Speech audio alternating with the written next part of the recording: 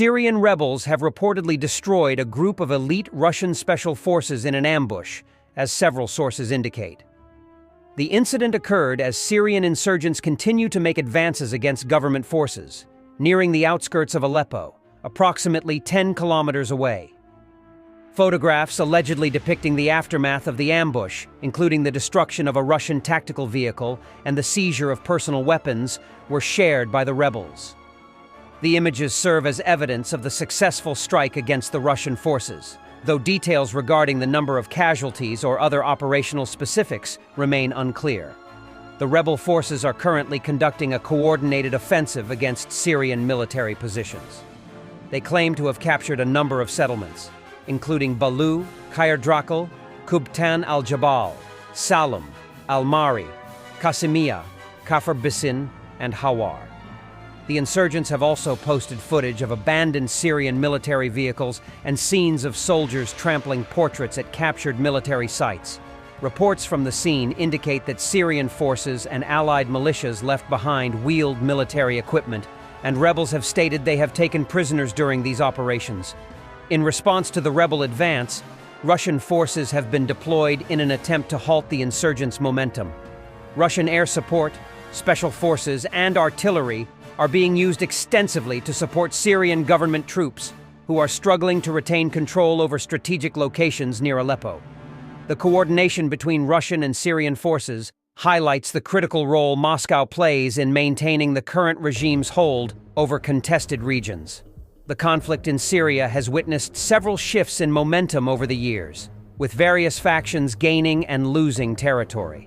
This latest offensive by Syrian rebels demonstrates their ongoing determination to regain ground, particularly in Aleppo, an area that has been a focal point of intense fighting since the onset of the civil war. In the Kursk Oblast, Special Operations Forces managed to capture Russian soldiers from a Marine brigade.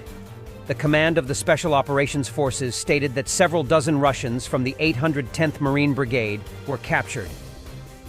Soldiers of the Special Operations Forces inflicted significant losses in manpower on the enemy during special operations in the Kursk sector. The command of the Special Operations Forces added, "This Russian brigade has been involved in the war against Ukrainians since the beginning of the full-scale invasion of Ukraine. This brigade also took an active part in the occupation of Crimea in February-March 2014. During this time, the Russian 810th Marine Brigade suffered significant losses in combat and from missile strikes. In early November, the Russian army resumed attempts at mechanized attacks in the Kursk Oblast. The offensive is carried out in particular by the forces of the 810th Marine Brigade of the Russian Navy. On November 7th, fighting continued in the main Ukrainian advance in the Kursk Oblast, southeast of Koronevo, near Novoivanivka, as well as near Darino and south of Sudja, near Plekovo.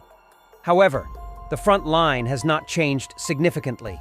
In turn, the Russian so-called military reporters call the front line in the Kursk Oblast inactive.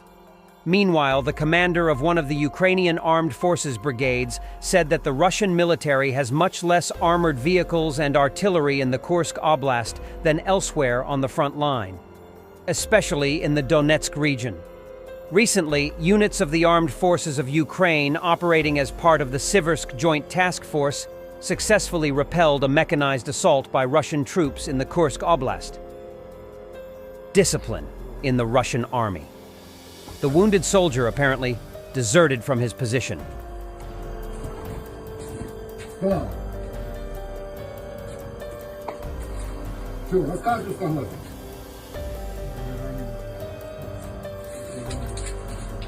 Куда полный?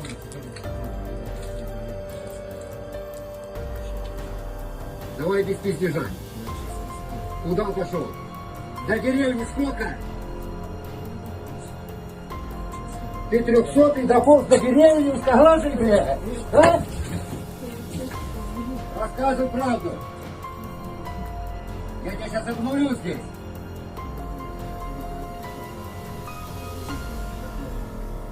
Сколько до деревни ползти, узкоглазый, блядь?